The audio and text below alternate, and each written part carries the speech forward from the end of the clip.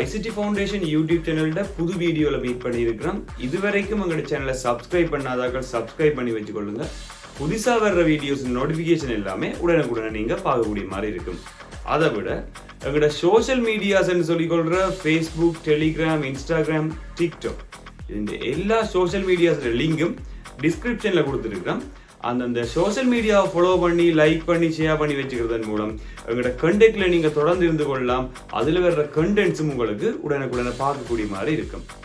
இதுக்கு முதல்ல நாங்க யூடியூப்ல போட்ட கண்டென்ட்ஸ் இந்த பகுதிகளில் ஏதாவது டவுட் இருந்துன்னு சொல்லி சொன்னால் நீங்க கமெண்ட்ஸ்ல சொல்லிக் கொள்ளுங்க. அதுக்கேற்ற மாதிரியான வீடியோஸ் ஏதாவது புதுசா ட்ரை பண்ணலாம்னு சொன்னா நாங்க போடுறதுக்கு ட்ரை பண்ணி கொள்றோம்.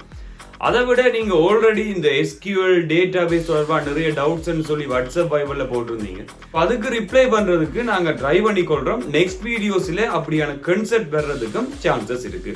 ஸோ இந்த வீடியோஸ் சரி அல்லது அதுக்கு பிறகு வர போற வீடியோஸ் அல்லது அதுக்கு முதல் போட்ட வீடியோஸ் ஏதாவது டவுட்ஸ் இருக்கு அல்லது அதுல சொன்ன விஷயங்கள் ஏதாவது தெளிவு காணாதுன்னு சொல்லி சொன்னால் மேலதிகமான விளக்கம் தேவை என்று சொல்லி சொன்னால் கமெண்ட்ஸ்ல சொல்லிக் கொள்ளுங்க. அடுத்தடுத்த கண்டென்ட்ஸா நாங்க புது வீடியோஸ் அப்லோட் பண்றதுக்கு ட்ரை பண்ணி கொள்றோம். இதை விட எங்களோட ப்ரீவியஸ் வீடியோ அப்லோட்ஸ் ஒன்றும் பார்க்காதவர்களுக்காக அந்த ப்ரீவியஸ் வீடியோஸ் எல்லா லிங்க்ஸுமே நான் டிஸ்கிரிப்ஷன்ல மென்ஷன் பண்ணியிருக்கேன். ஸோ அந்த டிஸ்கிரிப்ஷன் மூலம் நீங்க அதை கிளிக் பண்ணி எங்களோட பழைய வீடியோஸ் எங்களோட ப்ரீவியஸ் கரண்ட்ஸ் எல்லாமே பார்த்துக்கொள்ளலாம். இந்த வீடியோ கண்டென்ட்ல நாங்க பார்க்க போறது ஃபைல் அலோகேஷன் மெத்தட்ஸ் என்ன. இந்த ஃபைல் அலோகேஷன் மெத்தட்ஸ் என்னன்னு பார்க்கறதுக்கு முதல்ல ஃபைல் ஆக்சஸ் மெத்தட்ஸ் என்னன்றது தொடர்பான ஒரு தெளிவுத்தன்மை வந்து வரும். ஸோ அதில் எந்த ஒரு டவுட்டுமே இல்லை என்று சொன்னா இந்த வீடியோன்ற கண்டென்ட் உங்களுக்கு எந்த ஒரு டவுட்டுமே இல்லாமல் கிளாரிட்டியா விளங்கக்கூடிய மாதிரி இருக்கும். ஸோ இந்த ஃபைல் ஆக்சஸ் மெத்தட்ஸ் அப்படி என்பது தொடர்பா என்னோட ப்ரீவியஸ் வீடியோஸ்ல நான் மென்ஷன் பண்ணியிருந்தேன். ஃபைல் அப்படி என்ன, அது ஆக்சஸ் பண்றதுக்கான மெத்தட்ஸ் என்னென்ன இருக்கு, அது டோட்டலா அவ்வளவு கான்செப்டுமே அந்த ப்ரீவியஸ் வீடியோஸ்ல எக்ஸ்பிளைன் பண்ணி இருந்தேன். ஸோ அந்த வீடியோஸும் நான் டிஸ்கிரிப்ஷன்ல அதுக்கான லிங்க் கொடுத்துருக்கேன், அதை நீங்க பார்த்துக்கொள்ளலாம்.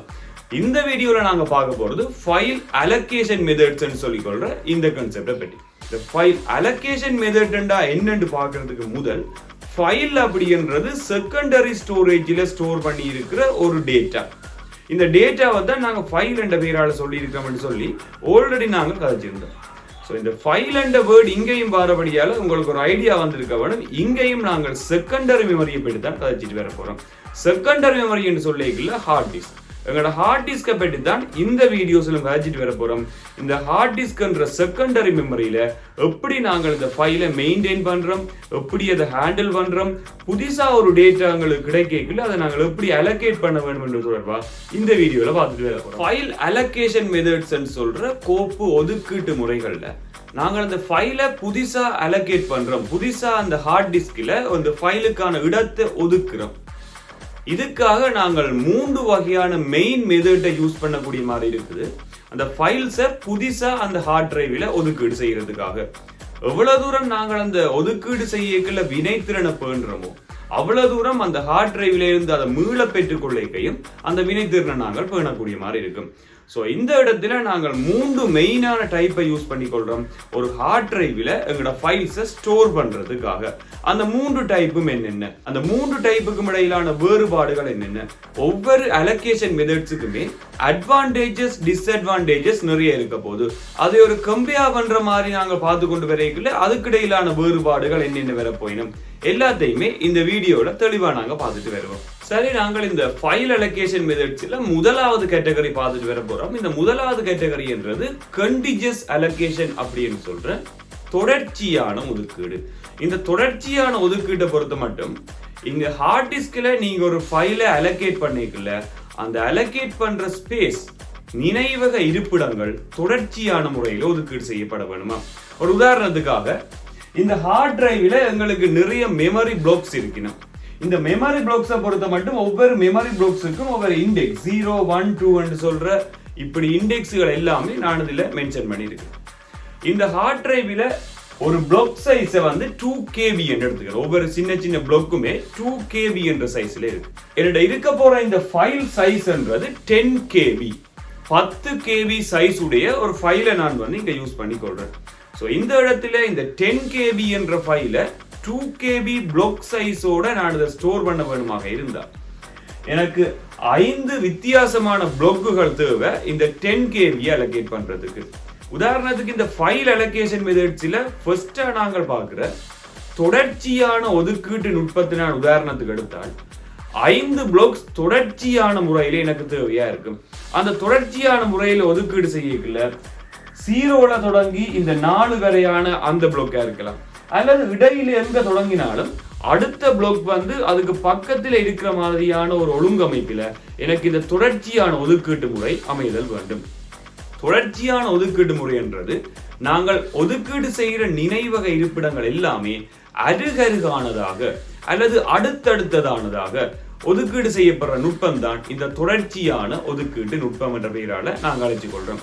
இந்த தொடர்ச்சியான ஒதுக்கீட்டு நுட்பத்தை பற்றி இன்னும் கொஞ்சம் விரிவா பாப்பமாக இருந்தால் இங்க மென்ஷன் பண்ணி இருக்கிற இந்த டேபிளை நீங்க பார்த்துக்கொள்ளலாம். இந்த டேபிளை நாங்க சொல்லிக் கொள்றது வந்து ஃபைல் அலோகேஷன் டேபிள். இந்த ஃபைல் அலோகேஷன் டேபிள்ன்றதுக்கான ஷார்ட் ஃபார்ம் நாங்க மார்க் பண்ணிக்கொள்வோம் FAT. இந்த FAT என்ற இந்த டேபிளை நாங்க கவனிச்சமா இருந்தால் FAT டேபிள்ல நாங்கள் XYZ சொல்லி 3 விதமான டிஃபரண்ட் ஃபைல்ஸ் எடுத்திருக்கிறோம். X என்ற ஃபைல் வந்து 1 முதலாவது பிளாக்ல ஸ்டார்ட் பண்ணி அதோட லென்த் வந்து 3 பிளாக் மட்டும் போகுது. 3 பிளாக் இவருக்கு தேவையா இருக்குது இந்த X என்ற ஃபைலை ஸ்டோர் பண்றதுக்கு. அப்ப இந்த இடத்துல X என்ற ஃபைலை நான் எடுத்துக்கொள்றேன். முதலாவது பிளாக்ல ஸ்டார்ட் பண்ற இந்த ஃபைல்ன்றது தொடர்ச்சியா வரப்போற 3 பிளாக்குக்கு அலோகேட் பண்ணப்படுது. 1 2 3 என்ற 3 பிளாக்குக்கு இந்த X என்ற ஃபைல் வந்து கண்டினியூஸாவே அலோகேட் பண்ணப்பட்டு கொண்டு போறேன். அப்ப இந்த இடத்துல 1 2 3 ஒரு பிளாக் சைஸ் வந்து 2 KB என்றபடியால X என்றது இந்த ஃபைல் சைஸ் வந்து 6 KB 6 KB கொள்ளளவான ஒரு ஃபைல் Xல இருக்கு. அதை அலோகேட் பண்றதுக்காக 3 மெமரி பிளாக்ஸ் நான் எடுத்திருக்கிறேன். இது முதலாவது. அதே மாதிரி Y என்ற ஃபைல் எடுப்பனா இருந்தா Y என்றது 5வது மெமரி பிளாக்ல ஸ்டார்ட் ஆகுது. இந்த 5th பிளாக் எடுத்தனா இருந்தால் இங்க இருந்து 2 பிளாக் உங்களுக்கு கண்டினியூஸா தேவைன்றதுக்காக 5 6 என்ற பிளாக்கை நீங்கள் எடுத்துக்கொள்ளலாம். அதே மாதிரி செட் என்ற டேட்டாவை ஸ்டோர் பண்றது, செட் என்ற ஃபைலை ஸ்டோர் பண்றதுக்காக நாங்கள் 8வது மெமரி பிளாக்ல ஸ்டார்ட் பண்ணி 2 மெமரி பிளாக் எனக்கு தேவையா இருக்கு.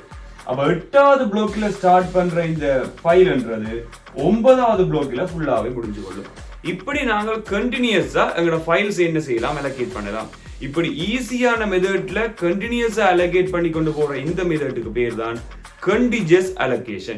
இந்த அலோகேஷன்ல அட்வான்டேஜஸும் இருக்கு, நிறைய டிஸ்அட்வான்டேஜஸும் நாங்க பார்க்கக்கூடிய மாதிரி இருக்கும். அவையை பற்றி நாங்கள் ஒன்றுண்டா பார்த்துட்டு வருவோம். டிஸ்அட்வான்டேஜஸ் அப்படின்னு பார்க்கல இந்த Contiguous Allocation டிஸ்அட்வான்டேஜ் வந்து தொடர்ச்சியா நாங்கள் ஆரம்பத்தில் இவைக்கான நினைவக இருப்பிடங்களை ஒதுக்கீடு செய்யறது இலகுவா இருந்தாலும் போக போக அடுத்தடுத்த ஃபைல்ஸுக்கான மெமரி லொகேஷன்ஸை ஃபைண்ட் பண்றது கஷ்டமா இருக்கும். இப்ப இந்த இடத்துல எனக்கு ஒரு 5 பிளாக்ஸ் கண்டினியூஸா தேவைன்னு சொல்லிக்கல, நாங்கள் 5 பிளாக் எங்கள்கிட்ட எக்ஸ்ட்ராவா இருக்கு. இதுல பாத்தீங்கன்னா 5 மெமரி பிளாக்ஸ் வந்து எக்ஸ்ட்ராவா இருக்கு. அப்படி இருந்தாலும் அவை கண்டினியூஸா தொடர்ச்சியா இல்லாதபடியால இந்த இடத்துல நாங்கள் என்ன செய்யலாது, ஒரு ஃபைலை நாங்கள் அலோகேட் பண்ணிடலாது. தொடர்ச்சியான முறையில நினைவக இடைவெளிகளை நாங்கள் கண்டுபிடிக்கிறது கடினமா இருக்கும். ஒரு லெவலுக்கு பிறகு போக போக அதன் சிக்கல் தன்மை அதிகரிச்சு கொண்டு போகுது. நாங்கள் புதுசா ஏதாவது ஒரு ஃபைலை அலோகேட் பண்ணிக்க கூட தொடர்ச்சியான நினைவக இருப்பிடங்களை கண்டுபிடிக்கிறது கடினமாக இருந்து கொள்ளும். இது முதலாவது பிரதிகூலம். அடுத்தது இந்த இடத்துல எக்ஸ்டர்னல் ஃப்ராக்மெண்டேஷன் என்ற ஒரு பிரச்சனை இருக்கு.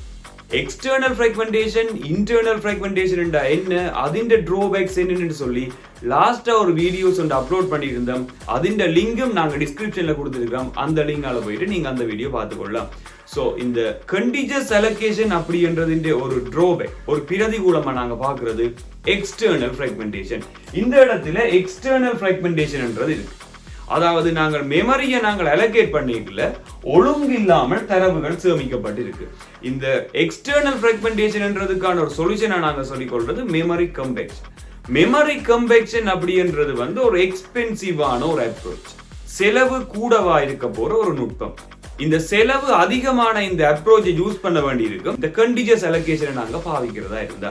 இதுதான் இந்த Contiguous Allocation என்ன, அதன் அட்வான்டேஜஸ் டிஸ்அட்வான்டேஜஸ் என்பது தொடர்பான விளக்கமாக இருந்து கொள்ளும். சோ இப்போ நாங்கள் இரண்டாவது அலோகேஷன் மெத்தடா பார்த்து கொண்டு வர போறது வந்து லிங்க்ட் அலோகேஷன் அப்படின்ற இந்த இணைப்பு ஒதுக்கீடு. இந்த லிங்க்ட் அலோகேஷன் என்ன செய்யுது என்றால் இந்த ஆல்ரெடி பார்த்த Contiguous Allocation டிராபேக்ஸ் ஓரளவுக்கு நிவர்த்தி செய்யற மாதிரி அங்க இருக்கிற பிரதிகூலங்களுக்கான தீர்வாக இந்த லிங்க்ட் அலோகேஷன் வந்து கொள்ளுது. ஆல்ரெடி நாங்க பார்த்தது Contiguous allocationல எக்ஸ்டர்னல் ஃப்ராக்மெண்டேஷன் அப்படின்ற ஒரு பிரச்சனை இருக்கு. அதுக்கு சொல்யூஷன் ஒன்று ஏற்படுத்துற மாதிரி தான் இந்த அலோகேஷன் மெத்தட் இருக்கு. இதை பற்றி முதல்ல பார்த்துட்டு வருவோம். இந்த லிங்க்ட் அலோகேஷன் அப்படின்றது ஒரு லிங்க் லிஸ்ட் அப்ரோச்சை அடிப்படையாக கொண்டதா. லிங்க் லிஸ்ட் அப்படின்றது அடுத்த நினைவக இருப்பிடம் எங்க போக வேணும்ன்றத அதுக்கு முதல் உள்ள நினைவக இருப்பிடத்துல நாங்க பார்த்துக்கொள்ளலாம். அந்த பாயிண்டர் என்ற ஒரு டூலின் மூலம் நாங்கள் அடுத்தடுத்த மெமரி ஸ்பேஸை கண்டுபிடிக்கிற ஒரு டெக்னிக்கா இருந்து கொள்ளும். இங்க நான் ஃபைல் அலோகேஷன் டேபிள்ல நான் மென்ஷன் பண்ணியிருக்கிறேன். File start block end block. Start பண்ற இடமும் எண்ட் பண்ற இடமும் மாத்திரம் தான் நான் இதுல மென்ஷன் பண்ணியிருக்கிறேன். இந்த முதலாவது பிளாக்ல ஸ்டார்ட் பண்ற இந்த டேட்டான்றது முதலாவது பிளாக்லயே அந்த ஃபைலை ரீட் பண்ணினா பிறகு லாஸ்டா 4வது பிளாக்க பாயிண்ட் பண்ணுது. இந்த பிளாக்கின் லாஸ்டா இருக்க போற பகுதியில அடுத்ததா எங்க இந்த டேட்டா இருக்குன்றத பாயிண்ட் பண்ணி கொண்டு இருக்கு. ஸோ 4வது மெமரி பிளாக்கு நான் வந்து ரீட் பண்ணி பார்க்கல. அந்த 4வது பிளாக்ல இருக்கிற டேட்டாவை ஃபுல்லா வாசிச்ச பிறகு லாஸ்டா பாயிண்டர் வந்து 5வது பிளாக்கை காட்டும். 5வது பிளாக்கை இந்த பாயிண்டர் வந்து காட்டி கொண்டிருக்கிறார். அப்ப நான் இந்த 5வது பிளாக்கு நேரடியா இங்க வரலாம். இந்த 5வது பிளாக்ல இருக்கிற டேட்டாவையும் ஃபுல்லா ரீட் பண்ணின பிறகு மேலதிகமா இந்த பாயிண்டர் 8வது பிளாக்கை பாயிண்ட் பண்ணிட்டு இருக்கிறேன். 8வது பிளாக்ல நாங்க டேட்டாவை ரீட் பண்ணிட்டு லாஸ்டா வந்து பாத்தீங்கன்னா 10வது மெமரி பிளாக்கை ரீட் பண்ணுது. 10வது மெமரி பிளாக்கை இந்த பாயிண்டர் காட்டுது. லாஸ்டா நான் 10வது மெமரி பிளாக்கு வரைக்குள்ள எல்லா டேட்டாவும் ரீட் பண்ணி முடிஞ்ச பிறகு -1 என்ற பாயிண்டர் எனக்கு இண்டிகேட் ஆகுது. -1 என்ற பாயிண்டர் இங்க மெமரி பிளாக்ல எந்த ஒரு இடத்துலயும் அப்படி ஒரு நம்பர் இல்லை. -1ன்றது அதோடைய அந்த ஃபைல் முடிஞ்சுது என்றதுக்கான ஒரு பாயிண்டர் வேல்யூவா இருந்து கொள்ளும். ஸோ அந்த பாயிண்டர் வேல்யூ -1 வருதுன்னு சொன்னால் அதோட எங்களோட மெமரி பிளாக் அதோட எங்களோட டேட்டான்றது முடிஞ்சுது. ஸோ 1 to 10 என்ற இந்த ஓர்டர்ல ஒரு லிங்க் லிஸ்டை அடிப்படையாக கொண்டு இந்த மெமரி டேட்டான்றது ஸ்டோர் ஆகுது. இப்ப இதே ஒரு டயக்ராம் ஆகி பாப்பமா இருந்தால் இங்க 4வது பிளாக் முதலாவது பிளாக்ல ஸ்டார்ட் பண்ற இந்த டேட்டா 4வது பிளாக்கு போக வேணும். நேரடியா நான் இந்த 4வது பிளாக்கு வர 4வது பிளாக்ல இந்த ஃபைல் ரீட் பண்ணின பிறகு 5வது பிளாக்கு போக வேணும். 5வது பிளாக்கு வர 5வது பிளாக் ரீட் பண்ண அப்புறம் 8வது பிளாக்கு வர வேணும். 8வது பிளாக்கு வரேன். இங்க 8வது பிளாக் எனக்கு டேட்டா ரீட் பண்றதுக்கு ரெடியா இருக்கு. 8வது பிளாக்ல இருந்து கொண்டு அப்படியே லாஸ்டா 10வது பிளாக் என்ற பாயிண்டருக்கால இங்க வந்துட்டா 10வது பிளாக்கோட உங்களுக்கு இந்த டேட்டா வந்து ஃபினிஷ் ஆயிட்டு. ஸோ இந்த இடத்துல நாங்கள் ஒரு லிங்க் லிஸ்ட் அப்ரோச்சை வச்சுக்கொண்டு எல்லா டேட்டாவையுமே ரீட் பண்ணி கொள்றோம். இப்படியான ஒரு அப்ரோச்சை கொண்டிருக்கிற ஒரு மெத்தட் ஒரு ஃபைல் அலோகேஷன் மெத்தடுக்கு பேர் தான் லிங்க்ட் அலோகேஷன் என்ற இணைப்பு ஒதுக்கீடு. இந்த லிங்க்ட் அலோகேஷன் அட்வான்டேஜஸ் என்று பார்த்தோம்னு சொன்னா இங்க எக்ஸ்டர்னல் ஃப்ராக்மெண்டேஷன் என்ற பிரச்சனை எங்களுக்கு ஏற்படாது. இதுக்கான ரீசன் எங்களுக்கு எந்த இடத்துல எல்லாம் மெமரி பிளாக் எம்டியா இருக்குதோ நாங்கள் அந்த லிங்கை அதுக்கு கொடுக்கறதன் மூலம் பாயிண்டரை அந்த பிளாக்கு கொடுக்கறதன் மூலம் அந்தந்த இடங்களை நாங்க யூட்டிலைஸ் பண்ணிக்கொள்ளலாம் எஃபிஷியண்டா. ஸோ எக்ஸ்டர்னல் ஃப்ராக்மெண்டேஷன்ன்றது இங்க இல்லை. இந்த லிங்க்ட் அலோகேஷன் அப்படின்றதும் சீக்வென்ஷியல் ஃபைல் ஆக்சஸுக்கு தான் சூட்டபிளா இருக்கு. ஸோ லாஸ்டா நாங்க பார்க்க போற ஃபைல் அலோகேஷன் மெத்தட் வந்து இண்டெக்ஸ்ட் ஃபைல் அலோகேஷன் சொல்ற இந்த மெத்தட். ஆல்ரெடி நாங்க பார்த்த இந்த கண்டிஜியஸ் அலோகேஷனா இருக்கலாம் அல்லது லிங்க்ட் அலோகேஷனா இருக்கலாம். அவ ரெண்டு பேர்லயும் இருக்கிற சில ட்ரோபேக்ஸ் இல்லாமல் செய்யறதுக்கான ஒரு அலோகேஷன் மெத்தட்டை நாங்கள் அதை கன்சிடர் பண்ணிக்கொள்ளலாம். உதாரணத்துக்காக ஆல்ரெடி இந்த எக்ஸ்டர்னல் ஃப்ராக்மெண்டேஷன் வந்து கண்டிஜியஸ் அலோகேஷன்ல இருந்தது, ஆனா லிங்க்ட் அலோகேஷன்ல இல்லை. ஆனா அந்த லிங்க்ட் அலோகேஷன்ல எக்ஸ்ட்ராவான ஒரு மெமரி ஸ்பேஸ் ஒன்று தேவையா இருந்தது இதை அலோகேட் பண்றதுக்காக. அப்படியான சில கன்செப்ட் பற்றி ஆல்ரெடி பார்த்துருந்தோம். இந்த இண்டெக்ஸ் அலோகேஷன் அப்படின்றது அந்த ரெண்டு அப்ரோச்சஸையும் விட கொஞ்சம் டிஃப்ரெண்டான அப்ரோச். இந்த டயக்ராத்தை பார்த்தோம்னா நாங்கள் விளங்கிக் கொள்ளலாம். எக்ஸாம்பிளுக்காக நான் ஒரு ஃபைல் அலோகேஷன் டேபிள் ஒன்று மென்ஷன் பண்ணியிருக்கிறேன். இந்த ஃபைல் அலோகேஷன் டேபிள்ல ஃபைல் இண்டெக்ஸ் பிளாக் அப்படி என்று சொல்லி 3 ஃபீல்டு இருக்கு. இந்த இடத்துல நான் இந்த எக்ஸ் என்ற ஃபைலுக்கு முதலாவது இண்டெக்ஸை நோட்டேட் பண்ணி இருக்கிறேன். இந்த முதலாவது ஃபைல் என்ன செய்யும்னு சொன்னால் இந்த முதலாவது பிளாக்கை வந்து உங்களுக்கு இண்டிகேட் பண்ணும். முதலாவது பிளாக்ல 0, 4, 5, 6 அப்படி என்ற பிளாக் எல்லாமே இண்டிகேட் ஆகிருக்குது. அப்ப எக்ஸ் என்ற ஃபைல் உங்களுக்கு 0, 4, 6, 5 என்ற இந்த பிளாக்ல எல்லாம் ஸ்டோர் ஆகியிருக்கு. நீங்கள் தேவை என்று சொன்னா ஒரு மெமரி பிளாக்கை இங்க ஆட் பண்ணிக்கொள்ளலாம், தேவையில்லை என்று சொன்னா இங்க இருந்து ரிமூவ் பண்ணிக்கொள்ளலாம். ஒரு ஃபைல் உங்களுக்கு தேவை என்றால் டிரெக்டாவே இந்த ஃபைலுக்கு வந்து கொள்ளலாம். அதாவது இந்த முதலாவது பிளாக் அதுல இருந்து நாங்க 4வது பிளாக்கு வந்து கொள்ளலாம், அல்லது 5வது பிளாக் தான் தேவை என்றால் இந்த 5th பிளாக்கு டைரக்டா வந்து கொள்ளலாம். அப்ப இந்த இண்டெக்ஸ் அலோகேஷன்ல இருக்கிற ஒரு மெயினான அட்வான்டேஜ் டைரக்ட் ஆக்சஸுக்கும் இது சப்போர்ட் பண்ணிக்கொள்ளும், சீக்வென்ஷியல் ஆக்சஸுக்கும் இது சப்போர்ட் பண்ணிக்கொள்ளும். டைரக்ட் சீக்வென்ஷியல் இந்த ரெண்டுக்குமே சப்போர்ட் பண்ணிக்கொள்ளக்கூடிய ஒரு ஆக்சஸ் மெத்தட் தான் இந்த இண்டெக்ஸ் அலோகேஷன். இதை விட இங்க எக்ஸ்டர்னல் ஃப்ராக்மெண்டேஷனும் வர போறது இல்ல. சோ எக்ஸ்டர்னல் ஃப்ராக்மெண்டேஷன் வராதுக்கான மெயின் ரீசன் இங்க நாங்கள் தேவையான எந்த ப்ளாக்கையும் ஆட் பண்ணி கொள்ளலாம், தேவையில்லாத எந்த ப்ளாக்கையுமே ரிமூவ் பண்ணி கொள்ளலாம். இப்படி இந்த இண்டெக்ஸ் அலோகேஷன் என்ற ஆல்ரெடி பார்த்த ரெண்டு அப்ரோச்சையும் விட கொஞ்சம் டிஃப்ரெண்டான அப்ரோச்சை கொண்டிருக்க போறதுதான் இந்த இண்டெக்ஸ் அலோகேஷன். இந்த இண்டெக்ஸ் அலோகேஷன் வந்து ஒரு மெயின் ப்ளாக்கை வச்சு அந்த ப்ளாக்குக்குள்ள எக்ஸ்ட்ராவான மேலதிக ப்ளாக் அந்த டேட்டா ஸ்டோர் பண்ணி இருக்கிற ப்ளாக்கை எல்லாம் ஸ்டோர் பண்ணி இருக்கிற மாதிரியான ஒரு கட்டமைப்பை கொண்டிருக்கு. ஸோ இதுதான் இந்த இண்டெக்ஸ் அலோகேஷன். ஸோ இது தொடர்பா என்னென்ன அலோகேஷன்ஸுக்கு என்னென்ன அட்வான்டேஜஸ் இருக்கு, என்னென்ன டிஸ்அட்வான்டேஜஸ் இருக்குன்னு சொல்லி இதுக்கு பிறகு வரப்போற ஒரு போட்டோன்ல நான் எடிட் பண்ணி அது ஃபுல்லாவே உங்களுக்கு அந்த வீடியோல ஷேர் பண்ணியிருக்கேன், அதை நீங்க பார்க்கலாம். இதை விட இந்த வீடியோல லாஸ்டா நாங்க பார்க்க போறது இந்த continuous allocation, linked allocation, index allocation. இந்த மூன்று டைப்பான அலோகேஷன்ஸ் நாங்க பார்த்திருந்தோம். அந்தந்த டைப்பான அலோகேஷன்ஸ்ல என்னென்ன வகையான அட்வான்டேஜஸ் இருக்கு, என்னென்ன வகையான டிஸ்அட்வான்டேஜஸ் இருக்கு, அப்படியான அலோகேஷன் மெத்தட்ஸ் எல்லாம் என்ன மாதிரியான டெக்னிக்ஸை யூஸ் பண்ணியிருக்கிறோம் இந்த வீடியோல விரிவா பார்த்திருந்தோம். இதுல ஏதாவது உங்களுக்கு எக்ஸ்ட்ராவான கிளாரிஃபிகேஷன் தேவை என்று சொல்லி சொன்னால் கமெண்ட்ஸ்ல சொல்லிக் கொள்ளுங்க. அடுத்த வீடியோஸ்ல அதை கிளியர் பண்றதுக்கு ட்ரை பண்ணி கொள்றோம். சோ இன்னொரு புது வீடியோல நாங்க மீட் பண்ணிக்கொள்வோம். தேங்க்யூ.